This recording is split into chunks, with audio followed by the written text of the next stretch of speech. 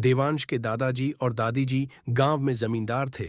एक दिन वह नदी के किनारे किनारे टहल रहा था। अचानक उसकी दृष्टि एक गिलहरी पर पड़ी। वह अपने दोनों हाथों से कुछ खा रही थी। देवांश दबे पांव उसके पास गया। उसने सोचा कि वह डर कर भाग जाएगी, मगर वह नहीं भागी। अरे, तुम्हें मुझसे डर नहीं लगता? उसने गिलहरी से पूछा। अरे मत कहो मुझे, मेरा नाम नन्ही है नन्ही, गिलहरी ने जवाब दिया। मेरा नाम है देवांश, तुम मुझे देबू कह सकती हो। इतनी छोटी होकर भी तुम्हें मुझसे डर क्यों नहीं लगा? देवांश ने घुटनों के बल बैठते हुए पूछा। तुमसे डर इसलिए नहीं लगा कि तुम यहां रोजाना सुबह सुबह घूमने आते हो। मैं तुम्हें पेड़ की टहनी पर बैठकर देखती हूं, और तुम तो अपने साथ दाने भी लाते हो। नन्ही ने चंचलता से कहा। ओह, यह बात है। यहां तो फलों के पेड़ खास नजर नहीं आते। तुम नीम की निबोली खा खाकर ऊब नहीं गई? उसने पूछा। वह लपक कर बोली, तुमने तो मेरी मुंह की बात छीन ली।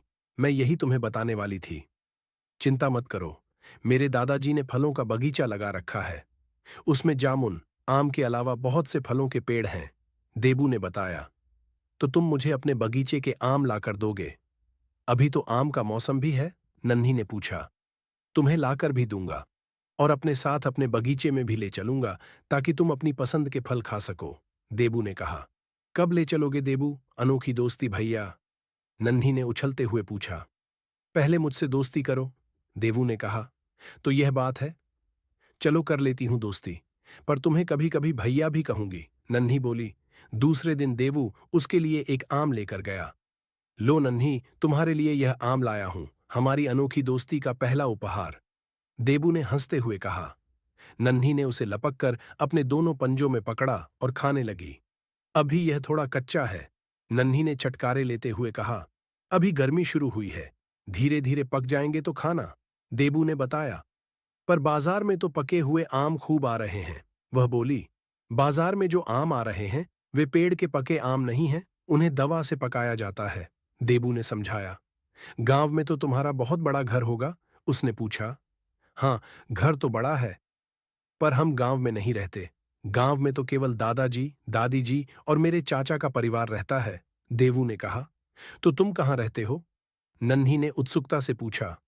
मैं अपने मम्मी पापा के साथ मुंबई में रहता हूं, जहां समुद्र है, लेकिन ऐसी कल कल बहती नदी नहीं है। इतनी खुली जगह की बजाय संकरी गलियां हैं। छोटे छोटे आंगन वाले घरों की जगह ऊंची ऊंची इमारतें हैं। देबू ने अपनी सारी बातें बता दीं। फिर तो तुम मुझे छोड़कर मुंबई चले जाओगे? नन्ही ने उदास होते हुए कहा। हाँ, 20 दिन बाद जाऊंगा। मुझे वहां जाकर स्कूल का होमवर्क भी करना है, लेकिन मैं तुम्हें दादाजी के हवाले करके जाऊंगा। मैंने उनसे तुम्हारे बारे में बात भी कर ली है, देबू ने कहा।